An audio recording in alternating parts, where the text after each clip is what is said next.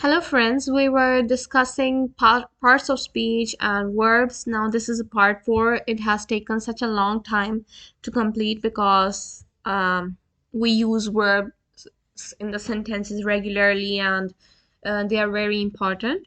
So we have discussed participles and how we commit mistakes in participles when we don't have a subject of reference. So it is important to have a subject of reference if you want to correctly use participles in the sentence. Now we will discuss what are these gerunds. Gerund is a verbal noun, and how do we use these gerund? So we will discuss them in detail. Now, gerund is an ing form of verb used as a noun, for example, talking, playing, singing, but they are verbal nouns. Participles were verbal adjectives. So there is a big difference between gerunds and participles, and we will see that how do we use them. Let's consider the examples we have seen in previous videos regarding participles, like hearing the noise the boy woke up. Now, hearing is a verbal adjective. Now, there is a difference between verbal adjective and a verbal noun. Now, talking, playing, and singing. Now, all these words are verbal nouns because can be used as a verb and as a noun. Reading is a noun, writing is a noun.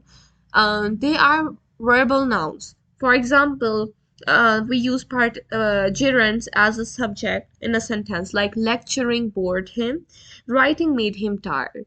So these are the verbal nouns. We cannot Writing is not an attribute. Writing is not something predicate.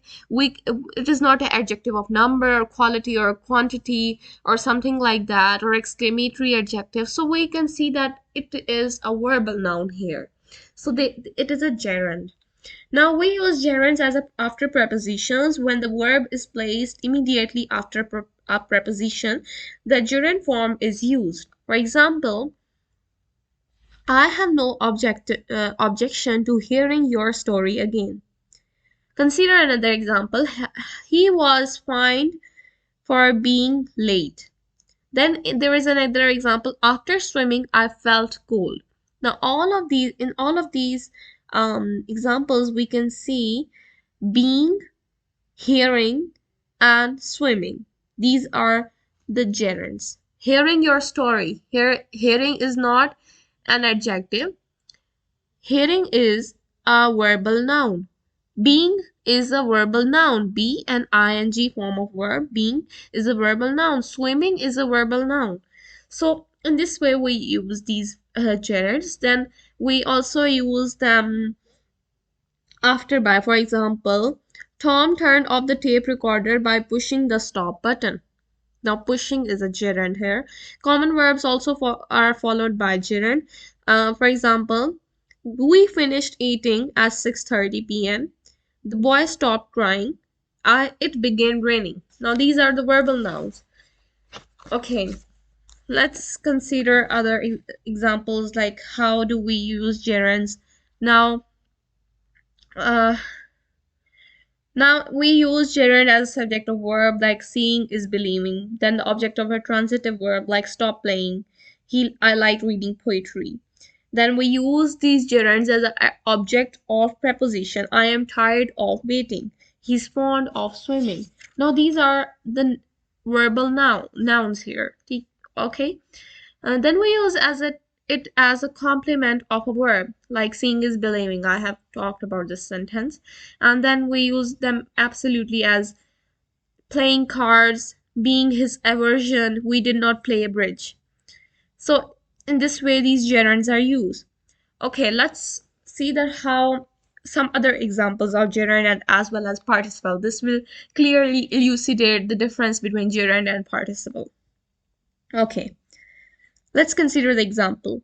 He was found fighting desperately for his life. Now, fighting desperately. Fighting is a verb. Desperately is an adjective. When you are desperate, it means you are hopeless. You don't believe anything is going to good happen to you. So, it is a verbal adjective. And participles are verbal adjectives. So, it is a participle. Fighting serves as a participle in this sentence. Now consider another example. He has ruined his sight by reading small prints. Now, reading small prints, sight and reading small prints, gerund serve as a verbal noun. So here, reading is a gerund because reading is a verb and ing, and then it is a verbal noun, so it is a gerund. Consider another example. Okay. We saw a clown standing on his head. Now here standing is a verbal noun. It is a gerund. And then let's see an example of participle. Hearing the noise, he ran to the window. Now hearing is a verbal adjective here. How? Because you are hearing a noise. It is also a noun. No, sorry, it is also an adjective and it serves as a verb in the sentence. So it is a participle. So now you have a clear idea that what is the difference between the participles and a gerund. Gerund is a verbal noun and participle is a verbal adjective. And it serves as a verb as well as an adjective in a sentence, while gerund serves only as a verbal noun in a sentence. And these are all examples that show the difference. Okay, let's talk about the mood. What is mood? And what are these three types of mood? Okay. Now, mood is an attitude or intention expressed by a verb in a sentence. Now, how it is expressed by the verb in the sentence through these are the three main moods, that is indicative, imperative, and subjunctive. Now, indicative mood state fact or question. Now, how it states fact and question, we can see it with the help of examples. Like, she is running. Now we can change the sentence as is she running? So she's running is a fact, and is she running is a question. So that's the difference. So that's how indicative mood is expressed, through a fact or through a question. Then consider an example from Pride and Prejudice by Jane Austen. Wickham eloped with Lydia. Now we can change the sentence. Did Wickham elope with Lydia? This is indicative mood. Now, imperative mood state a command or request. For example, please bring a glass of water. Please close the door. And then there is a command, like when you are trying to command someone that shut the door. Now you are not using please, so it is imperative mood. Okay, let's talk about subjunctive mood. Now subjunctive mood expresses hypothetical or unreal situation. For example, if I were you, I would go. Now this is very hypothetical or unreal situation. How? Because I can never be you. You can never be me. So this is the subjunctive mood. So in this way, moods are the attitude or intentions expressed by a verb in the sentence, and these are the three types of mood. Let's discuss regular and irregular verbs.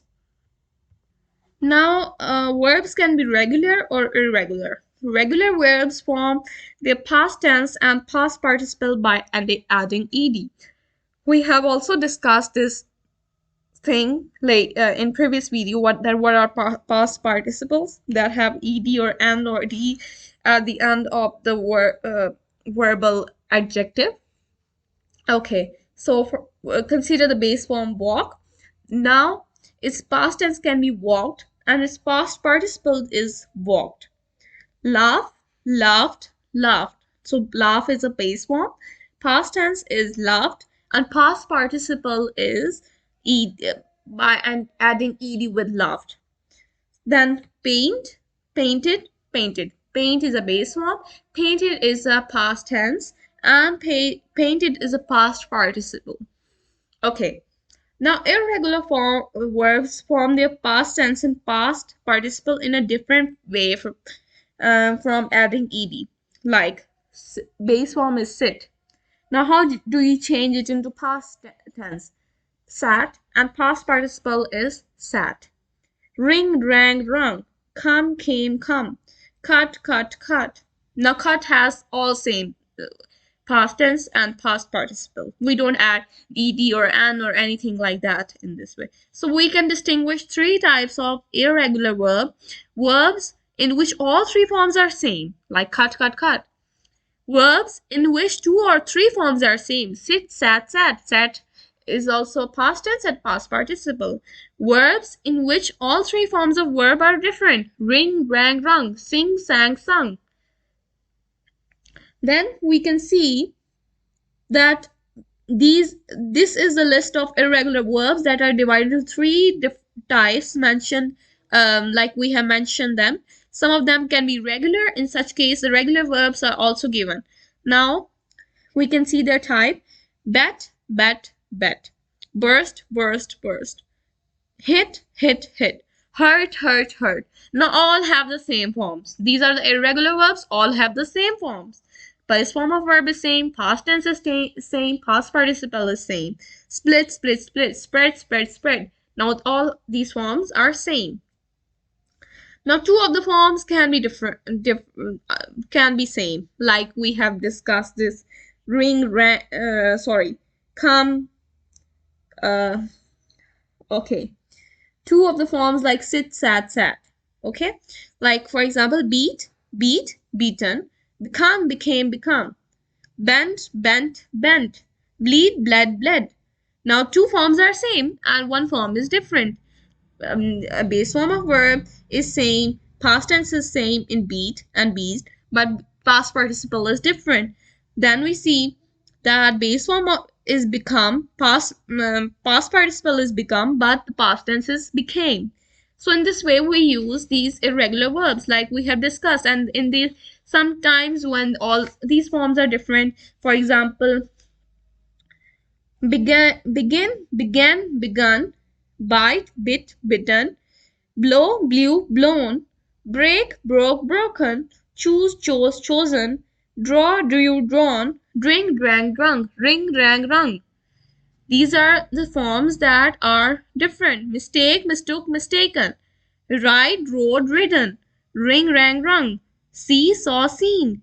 So these are the forms that are different. So in this way, the following verbs have the alternative past of, for example, the following verbs we have an alternative past participle form ending in en, which can only be used adjectively. For example, the verb is drink. Usual past participle is drunk. Past tense is drank, and the adjectival past participle is drunken. Melt, melted, molten; prove, proved, proven; shave, shaved, shaven. Now these are the verbs: drink, melt, prove. Past participle, that is usual, drunk, melted, proved.